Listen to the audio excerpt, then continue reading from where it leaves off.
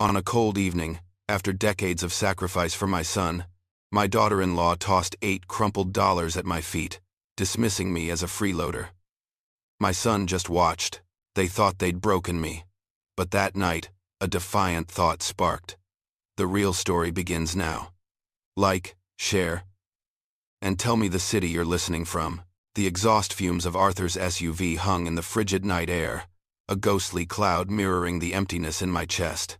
I watched its taillights shrink to pinpricks, then vanish entirely around the bend of this unfamiliar, dimly lit street. The cold concrete seeped through my worn shoes, chilling me to the bone. But it was the icy void where my heart used to be that truly left me numb. Abandoned. That was the only word that came to mind. Abandoned. And utterly alone. Just moments before, Serafina, my daughter-in-law, had stood over me, her designer boots gleaming in the porch light. With a flick of her wrist, she'd let go of 8 crumpled dollar bills, watching them flutter unceremoniously to the ground near my feet. Each bill was a tiny, green paper insult. The gesture, the sheer disdain in her eyes, felt like a physical blow. It wasn't just money. It was her contempt, tangible and cruel. "That should cover your bus fare home, Eleanor," she'd sneered, her voice dripping with an artificial sweetness that only masked her venom. "We simply can't have you freeloading here, disrupting our routine." The word freeloading landed like a rock in my gut. Me? A freeloader? After everything? The accusation was so absurd, so profoundly unfair. It almost made me laugh if I wasn't so close to tears. My arthritic knees, usually a reliable barometer of damp weather, protested with sharp aches as I bent slowly to retrieve the money. Each dollar felt heavy, laden with the weight of her cruelty and my son's silent complicity. The physical discomfort was a dull ache compared to the searing pain of that word, freeloading.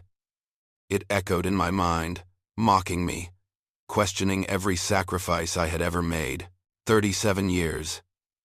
37 years I had spent as a registered nurse, my hands tending to the sick, my mind dedicated to their care. 37 years of double shifts, of rationing my meager salary, of carefully putting away every extra cent, not for a fancy retirement, not for luxuries, but for Arthur. After his father walked out when Arthur was barely 5, it had been just the two of us. Every sacrifice, every penny saved, had been for his education, for his chance at a better life, the life he now so readily shared with Serafina, but not with me. Arthur had been there, standing by the doorway, a silent, imposing figure. He hadn't met my gaze. Instead, he'd stared blankly ahead, a wall of indifference separating us, when Serafina's cruel words hung in the air. He finally stirred, not to defend me, but to dismiss my pain. "Mom," he'd said, his voice flat, devoid of warmth or concern. "You're being too sensitive. Serafina's right. You need to handle these things yourself." His words, delivered with such a casual wave of his hand, were a fresh stab, sharper than any knife. The betrayal cut deeper than the bitter evening chill that now enveloped me. 30 years. 30 years since I had first held Serafina's tiny hand, as a frightened child entering a new family. 30 years of sacrifice, of being their go-to person. I had cooked countless meals, cleaned their house during emergencies, driven them to appointments, and most significantly, provided countless free babysitting sessions for their children. When their eldest was born, I'd practically lived with them for the first year, helping Serafina navigate new motherhood, asking for nothing in return, all of it. Every selfless act, every late night, every canceled plan of my own, dismissed in a single, callous word. The argument had started innocently enough, or so I thought. My small apartment was being fumigated, a necessary evil, meaning I had to vacate for 3 days. I had simply asked if I could stay with them, just for those 3 nights. It felt like the most natural request in the world, a mother asking her son and his family for a brief shelter during a minor inconvenience. I had envisioned quiet evenings, perhaps helping with homework, sharing a meal, but Serafina had instantly refused, her face hardening. "Eleanor," she'd begun, a saccharine smile not reaching her eyes. We simply can't. It would disrupt our routine too much. The children have their schedule, and frankly, having an extra person around just throws everything off.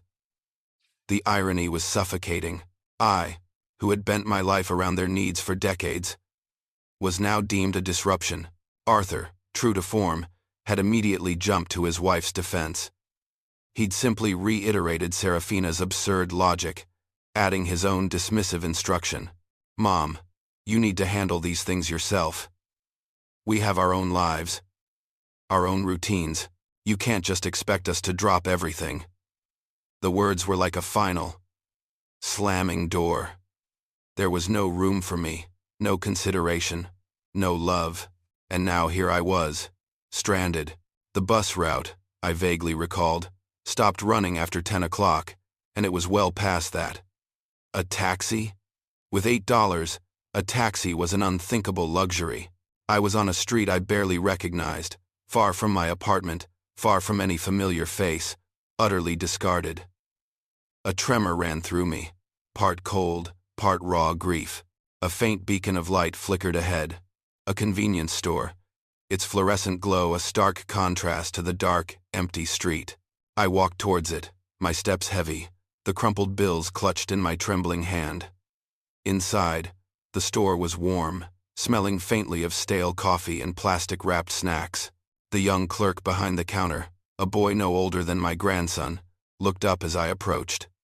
He must have seen the tears welling in my eyes, the tremor in my hands, because his brow furrowed with concern. "Ma'am, are you okay?" he asked, his voice unexpectedly kind.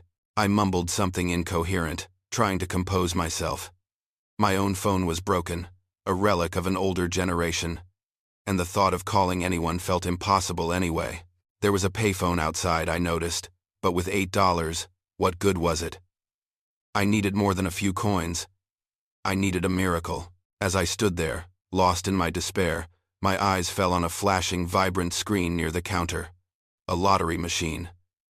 Its colorful graphics pulsed with impossible dreams. A defiant, desperate thought began to form, a tiny spark in the vast darkness that had engulfed me.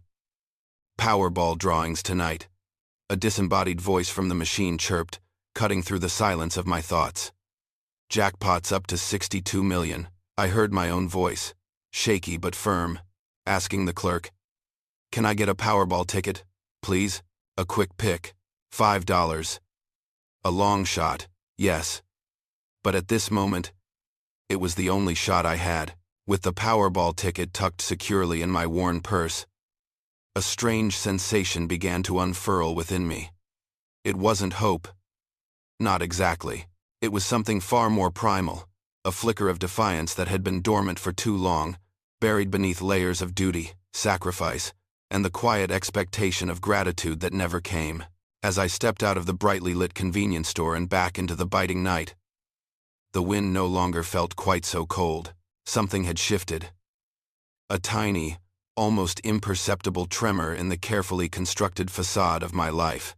The walk home was long, stretching for what felt like an eternity, probably close to 2 hours, as I navigated unfamiliar streets that gradually morphed into the more familiar, if equally unwelcoming, paths towards my small apartment. Each click of my shoes on the pavement was accompanied by a replay of every cruel word, every dismissive glance, every subtle and not-so-subtle insult from Serafina, and devastatingly, from Arthur. Serafina's sneer as she tossed the dollars, Arthur's blank stare and his casual dismissal. "Mom, you're being too sensitive." The memory coiled in my stomach, turning the long walk into a crucible of simmering resentment and a newfound resolve. With every aching step, a new, unyielding determination solidified within me. I was done. Done being their convenient caretaker, their ever-present babysitter, their financial safety net, done being their inconvenient burden when my own needs arose.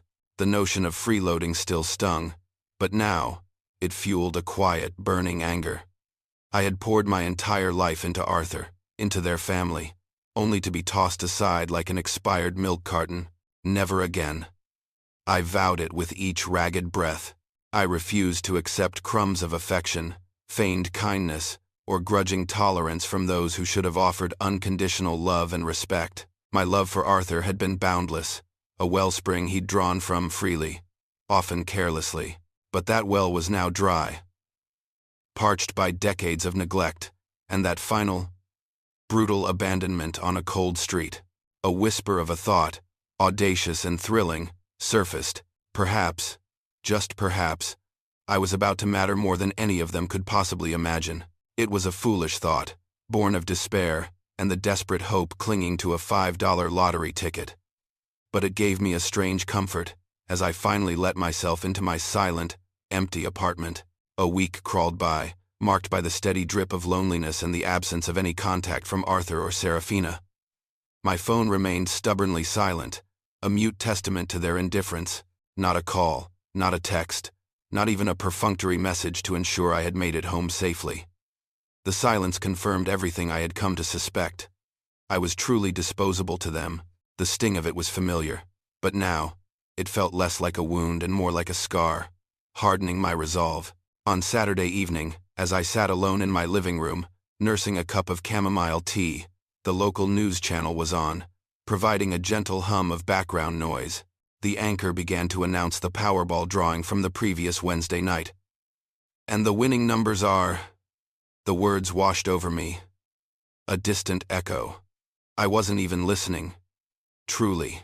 My mind was still replaying the scene on Arthur's porch, dissecting every word, every gesture. Then, something shifted. A strange, insistent compulsion made me reach for my purse, which was still resting on the small coffee table. My fingers brushed against the crumpled piece of paper I had forgotten, the $5 quick pick ticket. Almost automatically, I pulled it out, smoothing its wrinkles against my knee. The numbers on the screen flashed. 7, 14, 21, 35, 47. Powerball. 9. My eyes, usually sharp despite my age, scanned the numbers on my ticket. My heart gave a strange lurch. 7. It was there. 14. Yes. 21. Unbelievable. 35. It matched. 47. My breath hitched. Powerball. 9.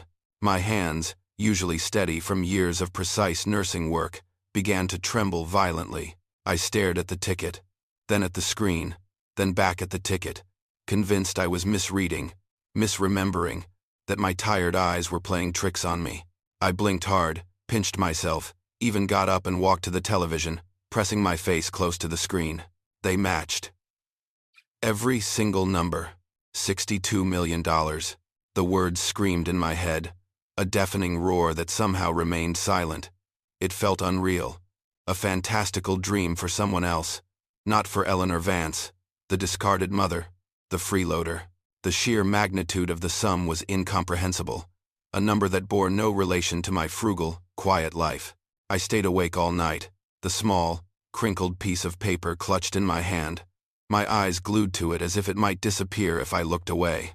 The darkness outside slowly yielded to the pale gray light of dawn, painting my apartment in muted tones, but I barely noticed. My mind raced, trying to comprehend what this meant, what it could change. My life, as I knew it, was over. A new one, unimaginable in its scope, was about to begin. By morning, after hours of restless contemplation, a surprising decision solidified in my mind. I would tell no one. Not yet. Especially not Arthur and Serafina. They had shown me their true colors, and I owed them nothing but silence. Let them live in their ignorance, stewing in their casual disdain.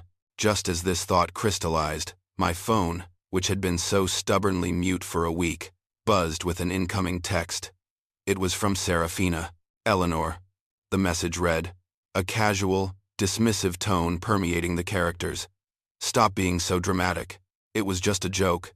Arthur feels bad. Dinner this weekend? Just a joke. The words were a fresh wound, but this time, they didn't penetrate. They bounced off the hardened shell of my new resolve.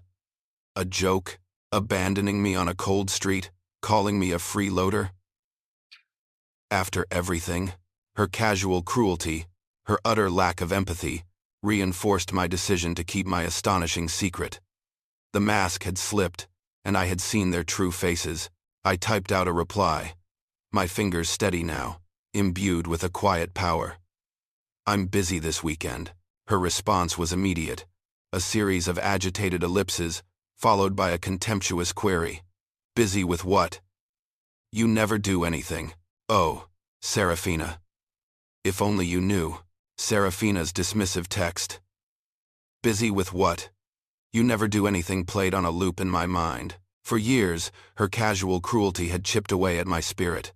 But now, instead of hurting, it simply fueled a quiet, steady determination. She assumed I was a woman with no life beyond theirs, a convenience to be called upon, then forgotten.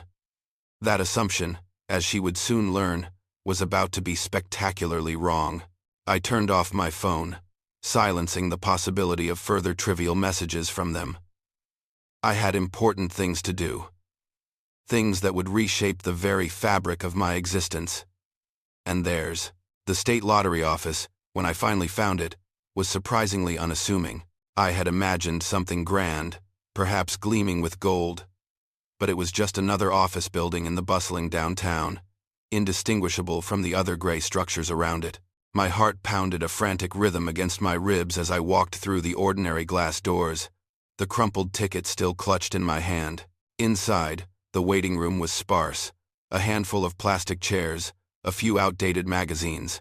When my turn came, a kind-faced woman with warm, crinkled eyes greeted me from behind a functional desk. Her name tag read, Grace. She offered a soft smile as I approached, my legs feeling suddenly wobbly. I extended the lottery ticket, my hand trembling so much I almost dropped it. Grace took the ticket gently, her eyes scanning it. "First time winner, dear?" she asked, her voice calm and reassuring. "First time playing," I admitted, a nervous laugh escaping my lips. It was true. I'd never been one for gambling, always preferring the certainty of hard work and careful saving. This impulsive act had been born of pure desperation and a flicker of rebellion. She looked back at the ticket, then at her computer screen, her expression unreadable for a long moment. Then, her gaze returned to mine, a genuine smile spreading across her face. "Well, congratulations, Mrs. Rivers," she said, her voice clear and steady.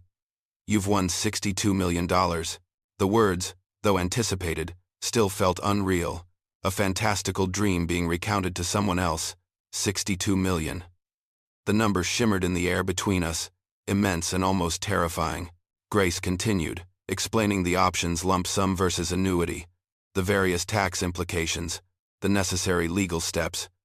She spoke of signing forms, of certified checks, of confidentiality agreements. It was all a blur of technical jargon, too overwhelming to fully grasp.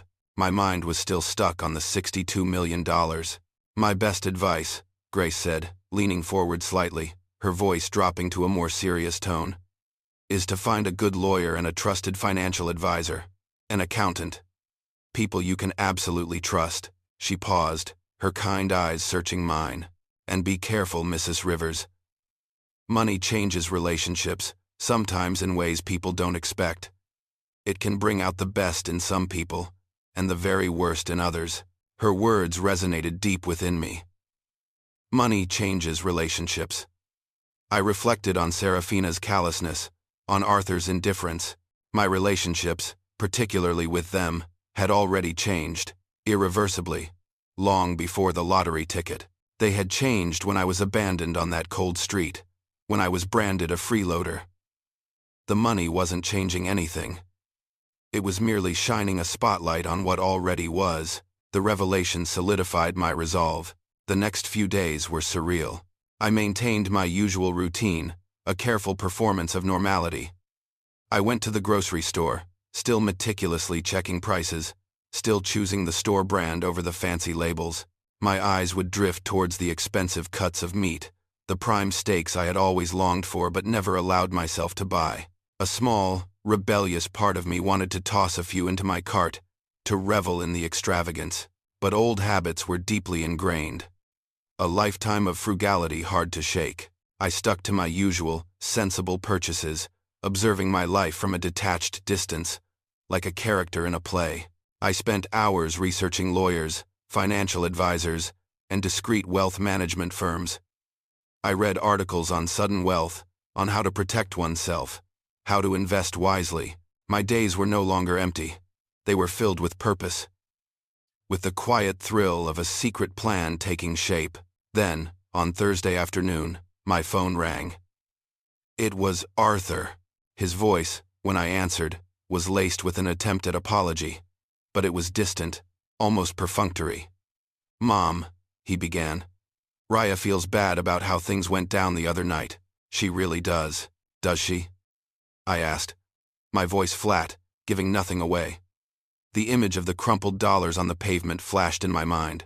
He stammered, making excuses for Serafina's behavior. "You know how Raya gets," he explained, almost pleadingly. "She's just so stressed with all the event planning for the charity gala. It's a huge undertaking. You know." He went on about the caterers, the venue, the guest list, painting a picture of overwhelming pressure that was supposed to excuse her cruelty. I let him talk, listening to the familiar patterns of deflection and blame. But then, the real reason for his call emerged, thinly veiled beneath the pretense of concern. "Anyway," he cleared his throat, "we were wondering if you could watch the kids Saturday night. Our regular babysitter canceled last minute, and we really can't miss this gala." There it was, the casual expectation, the immediate assumption that I would, of course, be available. After dismissing me, after calling me a freeloader, they now needed my free labor. The audacity was breathtaking. "I can't," I stated, my voice calm, but firm. Silence stretched on the line, then Arthur's irritation began to rise, slowly at first, then boiling over. "What do you mean you can't? Mom, you never have plans on Saturday nights. What else could you possibly be doing?" "Oh, Arthur. If only you knew." Arthur's voice sharpened, edged with that familiar blend of entitlement and veiled anger. "Mom, we really need you to do this. We can't just cancel. The tickets for the gala cost $300, you know. That's a lot of money to waste. $300. For a night out, for a fleeting moment of social obligation and expensive champagne.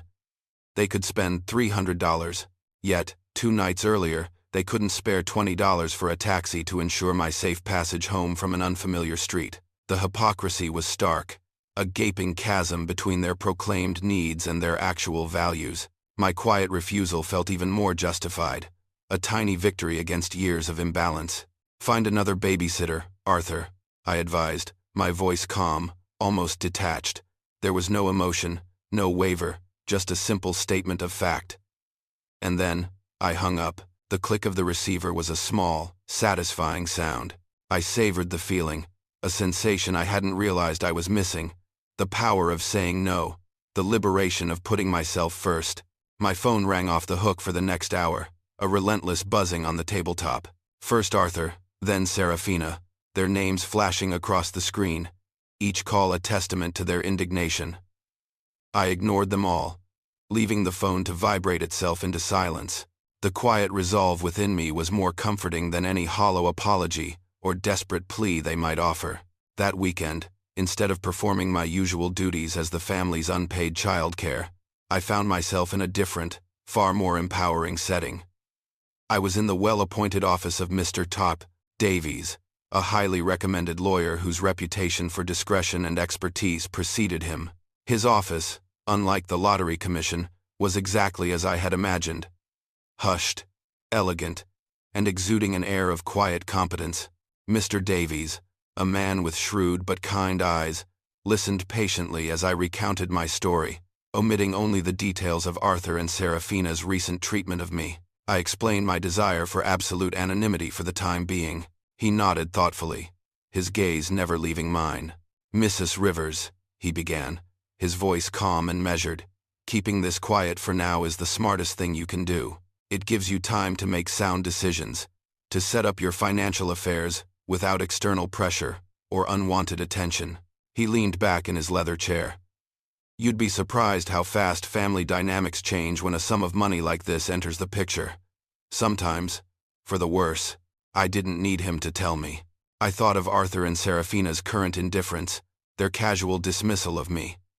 What would they feel if they knew?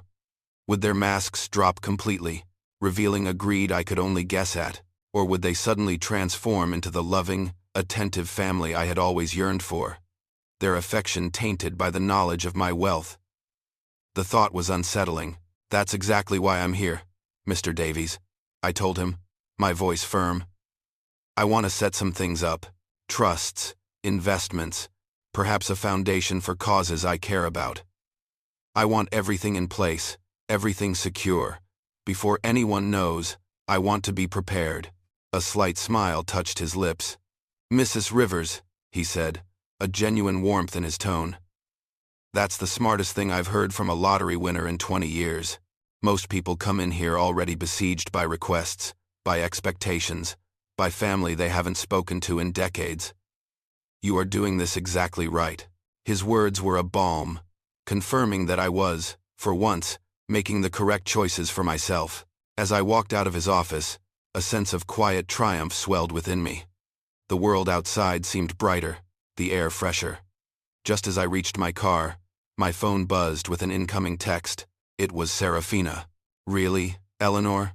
her message read, laced with exasperation and a heavy dose of guilt-tripping. "You couldn't help us out one night? Arthur is so disappointed. The gala was a disaster without our kids being watched by someone we trust." Her words, once designed to wound, now barely registered. I reflected on my $62 million future. A future of independence, purpose, and dignity, versus a past filled with their petty disappointments and selfish demands. They had no idea what real disappointment looked like, what it felt like to be truly abandoned and betrayed. Their disappointment was a fleeting inconvenience. Mine had been a lifelong ache. A sudden, sharp pain flared in my chest, drawing a gasp from my lips. It was a familiar sensation, a phantom echo of stress and worry that had plagued me for years. My hand, clutching my almost empty coffee mug from the lawyer's office, flew to my sternum. The mug slipped from my grasp, shattering on the pavement, scattering shards of ceramic and a dark stain of cooling coffee. As I knelt to clean up the mess, another, more intense pain shot through me. Not in my chest this time, but a searing ache in my side, radiating down my leg. This one felt different, raw and real. Not a product of stress, but a genuine physical agony. My vision swam, and I sank to the ground, gasping for air.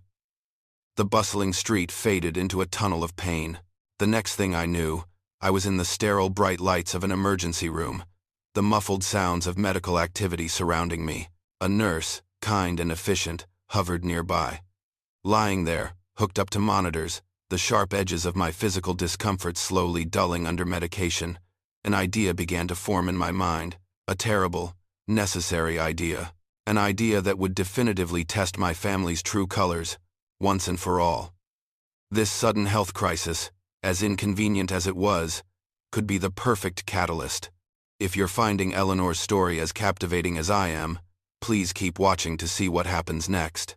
Don't forget to like this video, share it with your friends, and subscribe to our channel so you don't miss any part of this incredible journey. The doctor, a kind woman with a gentle demeanor, finally returned with my test results.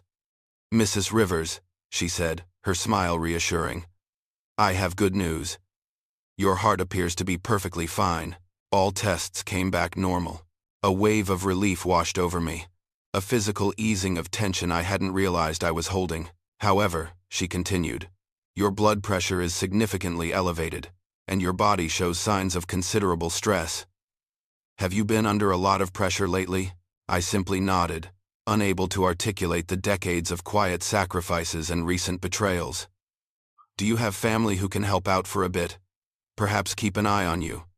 Make sure you rest?" she asked, her voice sympathetic. Her question, uttered with such simple care, echoed the very question I had decided to put to the test. This was it. The perfect opportunity to see their true colors, stripped bare of any pretense.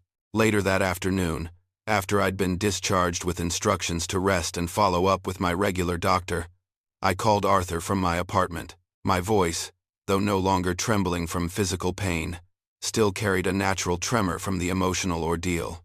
Arthur, I began, my voice a little weaker than usual. It's me. I'm at the hospital. Chest pains this morning. There was a pause, a beat of silence that stretched agonizingly long. Then, his voice, already distracted, tinged with annoyance. Are you okay? Mom, this really isn't a good time. I'm literally walking into a meeting. My heart sank, but I pushed through, determined to see this test to its bitter end. He quickly launched into a litany of excuses, a familiar pattern of deflection. Serafina has that big presentation tomorrow, and the kids are right in the middle of finals. You know how stressful that is for everyone. It's just a lot right now. It was always a lot for them, never for me. My needs, my pain, were always secondary, an inconvenience to their perfectly curated lives. I wouldn't be any trouble, I offered, trying to keep a hopeful tremor in my voice. I just thought, perhaps, I could stay for a few days, until I feel a bit stronger. His sigh was audible, heavy with thinly veiled exasperation. No, Mom, it's not about you being trouble. It's just, you know how you get when you're stressed, all anxious and needy, anxious and needy. The words hung in the air, a cruel, stark summation of how my own son saw me. When I was scared, when I was in pain, when I reached out for comfort.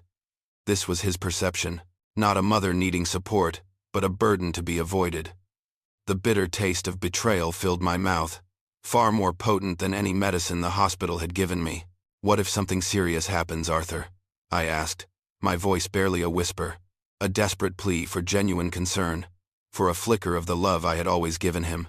You'll be fine, Mom, he replied with casual, almost dismissive confidence. You're tough. You always have been. Just get some rest, okay?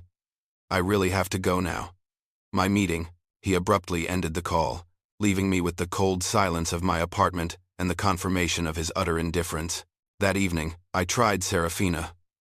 Perhaps she, a mother herself, would have a shred of empathy. She answered on the second ring, her voice coated in a veneer of false sympathy, a thin, transparent layer that barely concealed her irritation. Eleanor, Arthur told me about your little episode. Are you all right? I had chest pains, I clarified, hoping to inject some gravity into my situation. The doctor said it's stress-related, and I need to rest. Oh, well, that's what I thought, she chirped, dismissing my pain with a wave of her vocal hand. My mother had similar issues, always stress-related, but you know, it was really all in her head. Her words were a chilling echo of her earlier casual cruelty. My mother, my own dear mother, whose final years had been filled with genuine ailments, was now being posthumously diagnosed by Serafina as an emotional hypochondriac. Serafina then launched into unsolicited advice, a deluge of patronizing suggestions. You know, Eleanor, I really think you should look into some therapy for that anxiety. There are some really affordable options for seniors. Arthur and I could even help you research some. The implication was clear. My problems were all psychological, a burden I was inflicting upon them.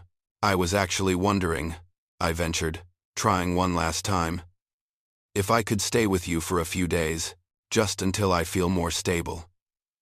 The doctor said I shouldn't be alone. Her laugh was light, airy, and utterly devoid of warmth. Oh, Eleanor, you know that's not really feasible. Our guest room is practically Arthur's office now, what with all his important calls, and honestly, you'd be much more comfortable somewhere with proper facilities, where someone can look after you properly. We're just so busy, you understand. Then came the final, devastating blow. I actually looked into a place just the other day, she continued, her voice unnervingly cheerful. It's called Sunset Manor. It's a lovely assisted living facility. Very modern. All your friends are there, I bet. It would be perfect for you, a place where you can relax and be cared for. Sunset Manor. I knew of it. It was where inconvenient elderly parents were stored away, out of sight and out of mind. The test was complete. The results were in. They had failed, spectacularly. Serafina's voice, now practically chirping with enthusiasm, continued to detail the myriad benefits of assisted living. She spoke of vibrant social activities, balanced meals, round-the-clock care, and the supposed peace of mind it would bring me. It would just take so much stress off your shoulders, Eleanor, she explained, as if reading from a brochure. And frankly, off ours too. We're just so busy, you know, and we wouldn't want to worry about you being alone. Her words hit me with the force of a physical blow. It wasn't just about not helping. She was actively trying to remove me from their lives, to neatly package me away. Out of sight and out of mind. Sunset Manor wasn't a suggestion born of concern. It was a recommendation for permanent disposal. I see, I managed to say. The words thin and reedy. Feeling the last vestiges of belief in blood ties, in family loyalty, shrivel and die. In that moment, the final, painful truth became undeniable. They weren't just refusing to help in my time of need. They were trying to get rid of me. Permanently.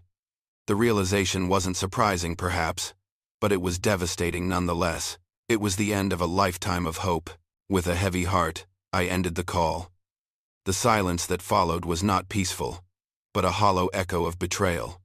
My hands, still slightly trembling, found their way to my laptop. This time, I wasn't researching nursing homes or local support groups for seniors. No, my search terms were deliberate, precise. Law firms specializing in estate planning, lottery winnings, legal advice, protecting assets from family claims. The next morning, my voice steady, no longer feigning weakness, I called Mr. Davies. "Good morning, Mr. Davies," I began, my tone firm. "I'm ready to proceed. I want to change my will. I want to set up some irrevocable trusts. I want everything done to protect against any future undue influence claims." My recent conversation with Serafina had provided a stark and chilling clarity. I had to protect myself, and my newfound fortune, from their potential grasp. "There's something else," I added, after a brief pause, my resolve hardening. "Before we finalize everything, I want to conduct one more test, and I want it thoroughly documented." I recounted the hospital visit, the doctor's advice, Arthur's dismissive, anxious, and needy comment, and Serafina's cheerful recommendation of Sunset Manor. I explained my need, my absolute, urgent need, to know for certain. Mr. Davies listened, his expression grave. "Mrs. Rivers," he began, "are you sure this is necessary? It sounds like you already have a very clear picture of their intentions." "I need to know, Mr. Davies," I insisted, my voice tight with an emotion I couldn't quite name, a mix of sorrow, anger, and a desperate craving for definitive closure. "I need to know if there's any love left at all, any genuine concern beyond their own convenience, and I want proof. I want a record of their responses." He reluctantly agreed, understanding the deeper need beneath my request. Over the next week, I conducted my small, agonizing tests. Each day, I would call Arthur or Serafina, exaggerating minor ailments. I feigned dizziness while trying to stand, confusion over my medications, a sudden onset of extreme fatigue that left me unable to cook for myself. I would mention, casually, how lonely I felt, how difficult simple tasks had become. Each time, their responses were sickeningly consistent. There was immediate irritation at the interruption, quickly followed by suggestions for me to handle it myself or to look into cheaper senior services. Serafina, in particular, was a fount of information on affordable home care agencies and meal delivery programs for the elderly. Arthur, ever the pragmatist, suggested I get a medical alert bracelet. Not once did either of them offer to visit. Not once did they suggest their family doctor. Not once did they express anything resembling genuine concern or offer to help in person. It was always a recommendation for someone else to deal with me, a professional solution to their problem. By Friday, the answer was crystal clear, etched in my heart with painful precision. They didn't love me. They barely tolerated me. And only when I was useful, or entirely self-sufficient. I was merely a distant relative, a nuisance to be managed. The knowledge, instead of destroying me, strangely liberated me. The long-held illusion shattered, freeing me from the chains of expectation and the false hope of reconciliation. I was finally free to plan my future. And theirs, accordingly. I had proof, documented evidence of their abandonment. The path ahead, once shrouded in uncertainty, was now starkly clear. 3 weeks later, a dinner invitation arrived in my mailbox. It was a formal card from Serafina, announcing a small family dinner, the cursive script, the embossed edges, the carefully chosen words, all dripped with a false warmth that barely concealed the underlying demands I knew were coming. The game, it seemed, was about to enter its next, more public phase. The dinner invitation from Serafina arrived 3 weeks after my final tests, a glossy card that felt heavy with unspoken agendas. It was less an invitation and more a list of instructions, disguised as politeness. "Eleanor, darling," the carefully penned script read, "we'd love for you to join us for a little family dinner this Saturday. Could you possibly bring your famous potato salad, and perhaps pick up some of those lovely brioche rolls from that French bakery? Oh, and do wear that lovely blue dress you have, the one with the subtle floral print. It just suits you so well." The demands were clear. Come, contribute, and present myself in a way that fit their aesthetic. I arrived at their perfectly appointed home on Saturday evening, the familiar scent of roast beef and expensive candles filling the air. The house was immaculate, a testament to Serafina's obsessive perfectionism. Every cushion was fluffed, every surface gleamed. Little Lily, my sweet granddaughter, was the first to greet me, barreling across the polished hardwood floors and wrapping her small arms around my legs in a genuine hug. "Grandma Eleanor," she exclaimed, her face alight with unfeigned joy. Her innocent affection was a balm to my aching heart, a stark contrast to the transactional nature of her parents. Serafina, however, was quick to intervene, her smile a little too tight. "Lily, darling, let Grandma Eleanor breathe. Go set the table for Mummy, please." She quickly redirected the child, maintaining her facade of the perfect hostess, her gaze already sweeping over my dress, assessing if it met her unspoken criteria. Arthur's greeting was next, an awkward, obligatory half-hug, a perfunctory pat on my back. "Mom," he mumbled, his lips barely touching my cheek. His concern about my recent chest pains, when it came, was casual, delivered in the same tone one might use to inquire about the weather. "Everything all right after your little scare? Feeling better?" "I'm managing," I replied, carefully. Good," he nodded, already moving on. "You're tough, Mom. Always have been."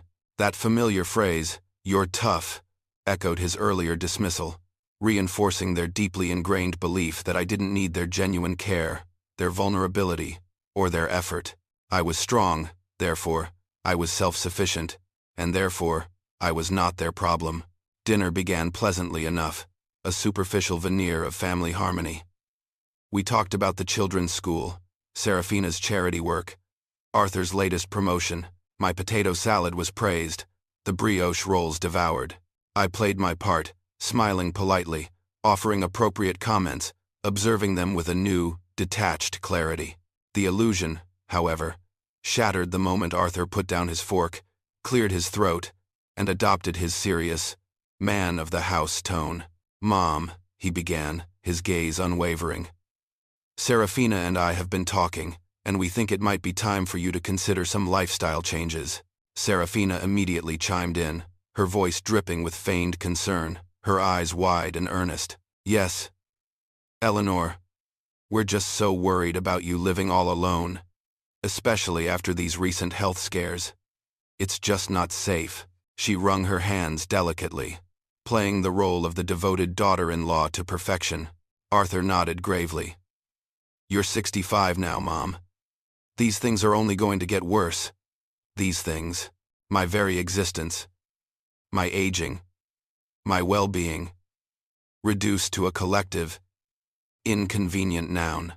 Then, Serafina, with a bright, almost triumphant smile, pulled out a glossy brochure from beside her plate. "But we've found a wonderful solution. It's called Sunset Manor.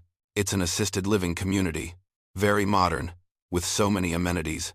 They have a lovely courtyard, daily activities, even a beauty salon." She gushed, her excitement palpable, as if she were describing a luxury resort, not a place where I would be sent to live out my days. Arthur chimed in, his tone resonating with the self-satisfaction of a problem neatly solved. "It would really take so much stress off your shoulders, Mom. And off ours, of course. We'd feel so much better knowing you're safe and properly cared for." He conveniently forgot to mention the part where they would be free of any responsibility for my well-being. He then laid out the financial details, a stark confirmation of their calculating approach. "We've looked into the costs, and it's well within your Social Security budget. It's a very affordable option, actually, especially considering the level of care." The subtext was clear. It wouldn't cost them a penny. Serafina then outlined their proposed visitation schedule. "We could visit you once a month, of course. And Lily and Finn could have supervised visits. Maybe once every other week." Supervised visits. The words hung in the air, a cruel dismissal of my role as their grandmother, because, as Arthur had so eloquently put it, I got emotional, needy. I was a liability, a risk. My hands, hidden under the table, clenched into fists. The roast beef in my stomach suddenly felt like a lead weight. I swallowed hard, forcing my voice to remain calm. "I need to think about it," I said, pushing back my chair. "Excuse me. I need to use the bathroom." I walked away from the table. The polite smiles, the false concern, and the chilling proposals. In the quiet sanctuary of their pristine powder room, I stared at my reflection in the ornate mirror. A lonely old woman looked back at me, her eyes tired, her lips pressed into a thin line. But beneath the surface, beneath the weariness, I saw something else. I saw a woman with $62 million, a woman who had been pushed to the absolute brink, a woman with nothing left to lose. And that, I realized, made me very dangerous indeed. Returning to the dining room, I faced their expectant gazes. The table had been cleared, dessert dishes waiting. Arthur and Serafina sat with a practiced air of patient benevolence, clearly anticipating my grateful acceptance of their solution. Lily and Finn, sensing the shift in atmosphere, were unusually quiet, watching me with wide eyes. "I've made my decision," I announced, my voice calm, belying the storm raging within me. Serafina clapped her hands together, a little too enthusiastically. "Oh, wonderful, Eleanor. I knew you'd see sense. Should I call Sunset Manor first thing in the morning to arrange the tour?" Her eagerness was sickening, a clear sign of her desire to expedite my removal. I looked at Arthur. My son. He hadn't once, in all our conversations, asked if I was lonely. He hadn't asked if I was scared. He had only seen me as an inconvenience. Then I looked at Serafina, who had, with chilling efficiency, calculated the exact cost of my disposal, ensuring it fell within my Social Security budget.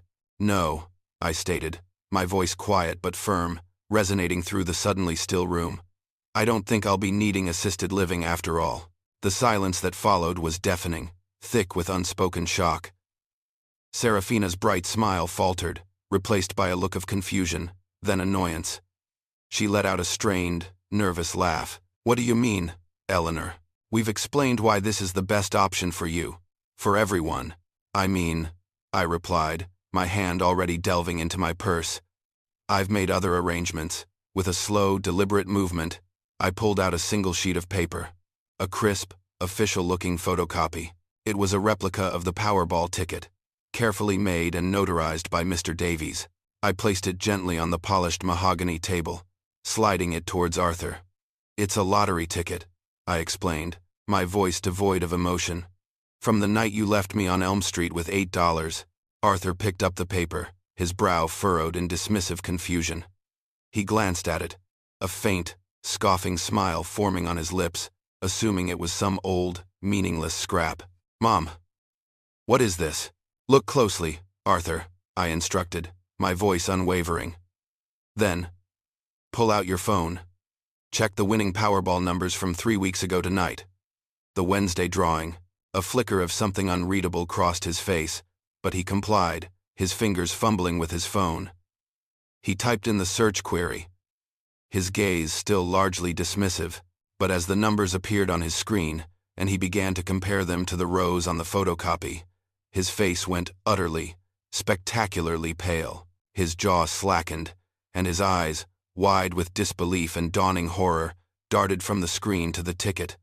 Then finally, to me. "This is," he stammered, his voice choked, his face now a mask of fear. He couldn't finish the sentence. $62 million. I finished for him, my gaze unwavering.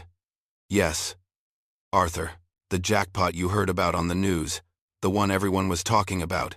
That was me." Serafina, who had been watching in stunned silence, snatched the paper from Arthur's trembling hand. Her eyes devoured the numbers, then shot up to mine, genuinely shaken. Her carefully constructed composure utterly shattered. "Why didn't you tell us?" she whispered, the false warmth completely gone, replaced by a raw, naked bewilderment. Arthur found his voice. A high-pitched crack. "Mom, why? Why would you do this?"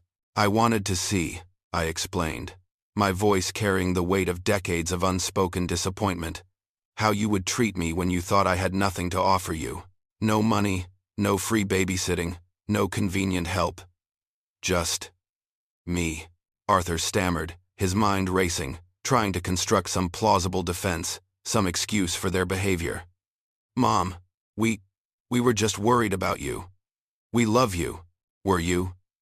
I cut him off gently, but firmly. "Were you worried about me, Arthur?